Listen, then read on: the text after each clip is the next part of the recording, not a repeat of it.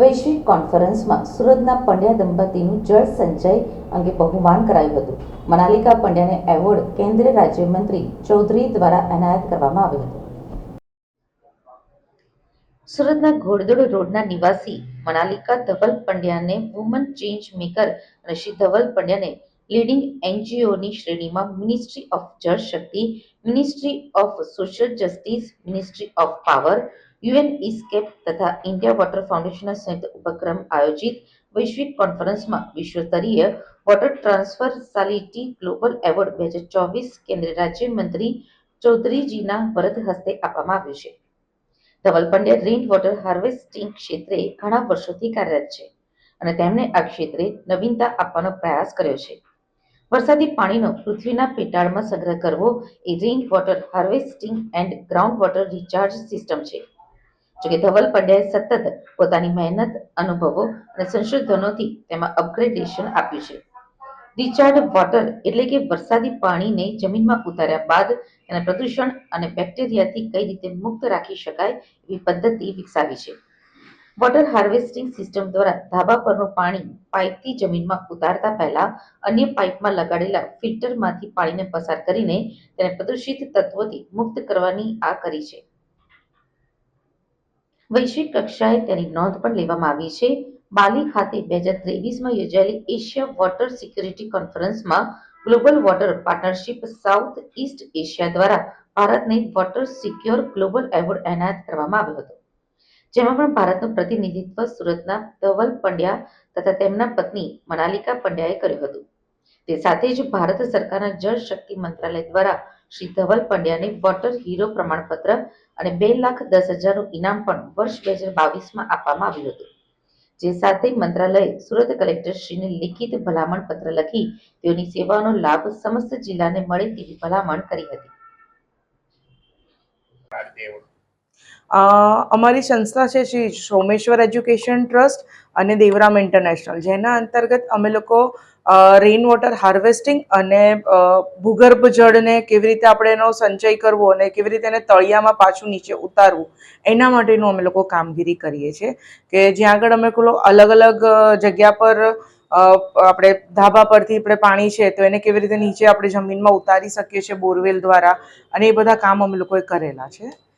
જેના અંતર્ગત અમે અત્યાર સુધીમાં 7 કરોડ ચોરસ ફૂટ જગ્યાને રેઇન કેચમેન્ટમાં અમે લોકોએ સમાવેશ કરેલો છે, જેના ઉપર અમે લોકોએ કામ કરેલું છે કે જેનાથી અત્યાર સુધીમાં 2.7 બિલિયન લીટર પાણી લાસ્ટ 1 વર્ષની અંદર જે સરેરાશ વરસાદ આપણા એરિયાનો જે છે એ પ્રમાણે એમાંથી 2.7 બિલિયન કરોડ પાણી લીટર પાણી અમે જમીનમાં ઉતારેલું છે. જળ એ જ જીવન અને જળનું આવનારા સમયમાં ખૂબ મોટી માંગ છે. લોકોને શું સંદેશો આપશો કે પાણી બચાવવું કેટલું જરૂરી? પાણી બચાવવું અત્યારના આવતા સમયમાં બહુ જ જરૂરી છે, અને અમે જે કામ કરી રહ્યા છીએ એની અંદર અમે પાણી તો બચાવીએ છીએ પણ સાથે એને કેવી રીતે શુદ્ધ કરીને જમીનમાં નીચે ઉતારવું. અત્યારે જે બધી રેઇન વોટર હાર્વેસ્ટિંગની બધી પ્રોસેસો ચાલી રહી છે કે જ્યાં આગળ પાણી બધું એકઠું કરીને ગરણીમાં ગાળીને એ રીતે નીચે જતું હોય છે, બટ અમારી જે પ્રોસેસ છે, અમને જે એવોર્ડ મળ્યો એની જે ખાસિયત છે કે જ્યાં આગળ અમે લોકો એની એક ફિલ્ટરેશન આખી પ્રોસેસ કરેલી છે કે જેમાં ફિલ્ટરેશન પ્રોસેસ પર પાણી જે અંદર જમીનમાં ઉતરી રહ્યું છે, જે અલગ અલગ લેયરો અમે બનાવેલા છે, એમાંથી પાસ થઈને એમાંથી જે બધી જડીબુટીને એનો યુઝ કરીને એ લેયરમાંથી પાસ થઈને પછી એ પાણી નીચે ઉતરી રહ્યું છે કે જે પાણી આગળ જતા જે તળોમાં નીચે જાય છે કે જે પાણી એનું શુદ્ધ થયેલું પાણી છે કે જેનાથી આગળ જતા કોઈ રોગચાળો કે કશું ફેલાઈ ના શકે, અને એઝ પાણી એની ક્વોલિટી એટલી સારી હોય છે કે જે તમે પીવા માટે પણ યુઝ કરી શકો છો. તમે એવોર્ડ ક્યારે મળ્યો? કેટલા એવોર્ડ? અત્યાર સુધીમાં અમને લોકોને લાસ્ટ 4 વર્ષથી કન્ટિન્યુઅસ અલગ અલગ એની અંદર પાણીની ઉપરના એવોર્ડ મળતા રહ્યા છે, અને હમણાં જે એવોર્ડ મને મળ્યો છે તે જે દિલ્હીમાં હતું ત્યાં આગળ રેઇન વોટર હાર્વેસ્ટિંગ એનું ઉપરનું હતું. વોટર ટ્રાન્સવર્સાલિટી ગ્લોબલ 2024નો એવોર્ડ મને મળ્યો છે, જ્યાં આગળ વુમન કેટેગરીમાં હતું કે વુમન ચેન્જ મેકરની અંદર. આપનો પરિચય? મારું નામ ધવલ દેવેન્દ્ર પંડ્યા.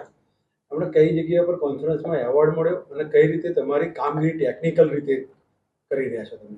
જી, હવે દિલ્હીમાં 5 અને 6 ડિસેમ્બરે ગ્લોબલ ટ્રાન્સવર્સાલિટી વોટર એનર્જી અને એન્વાયરમેન્ટ નેક્સસની કોન્ફરન્સ હતી, જેમાં વિશ્વના 12થી વધારે દેશોએ યુનાઇટેડ નેશન્સ અંતર્ગત સાથે જ જળશક્તિ મંત્રાલય, મિનિસ્ટ્રી ઓફ પાવર અને મિનિસ્ટ્રી ઓફ સોશિયલ જસ્ટિસના સંયુક્ત ઉપક્રમે ઇન્ડિયા વોટર ફાઉન્ડેશન નામની સંસ્થાએ આખો કાર્યક્રમ ઓર્ગેનાઇઝ કર્યો હતો, જેમાં અલગ અલગ દેશોના પાર્ટિસિપન્ટ્સ હતા અને એ લોકોએ પાણી, ઉર્જા અને વાતાવરણના ક્ષેત્રમાં અલગ અલગ કામગીરીઓ કરી હતી, જેમાં જળ સંરક્ષણના વિષયમાં અમારી એનજીઓ શ્રી સોમેશ્વર એજ્યુકેશન ટ્રસ્ટને leading NGO in rain water હાર્વેસ્ટિંગનો એવોર્ડ મળ્યો છે. સાથે જ વુમન ચેન્જ મેકરનો એવોર્ડ મહિલા કેટેગરીમાં અમારી સંસ્થાના ટ્રસ્ટી મનાલિકા પંડ્યાને મળ્યો છે. કઈ ટેકનિકલ રીતે કઈ ધ્યાન ખાસ રાખવું પડે પાણી બચાવવા માટે અને ચોખ્ખું પાણી? જી, જળ સંરક્ષણની એફર્ટ આપણા મંત્રાલયો દ્વારા ઘણી સારી રીતે કરવામાં આવી રહી છે, પણ જે એક વિષય છે કે જે અમે ગયા વર્ષે પ્રધાનમંત્રી મોદીજીને કાર્યાલયમાં લેખિતમાં મોકલ્યો હતો કે જળ સંચયનમાં જે પાણી જમીનમાં ઉતરે છે એમાં યુરિયા, ડીએપી, પેસ્ટિસાઇડ્સ પ્લસ શહેરી વિસ્તારોમાં વાત કરીએ તો બેક્ટેરિયા, કેમિકલ્સ, આ બધું પણ વર્ષા જળની સાથે સાથે જે સિસ્ટમો છે એ સિસ્ટમો દ્વારા અંદર ઉતરતું જાય છે, કારણ કે હાલ જે સિસ્ટમો બને છે એમાં ખાડો કરીને ગ્રાવલ, રેતી, કપચી આવું બધું ભરીને એ પાણી ફિલ્ટર કરીને અંદર ઉતારવાની કોશિશ કરે છે. પણ આ જે ફિલ્ટર મીડિયા છે એની એક મર્યાદા છે કે એક લેવલથી વધારે પાણીનું પ્યોરિફિકેશન નથી કરી શકતું અને સાથે એની ફિલ્ટ્રેશનની જે સ્પીડ છે એ પણ ઘણી ઓછી છે.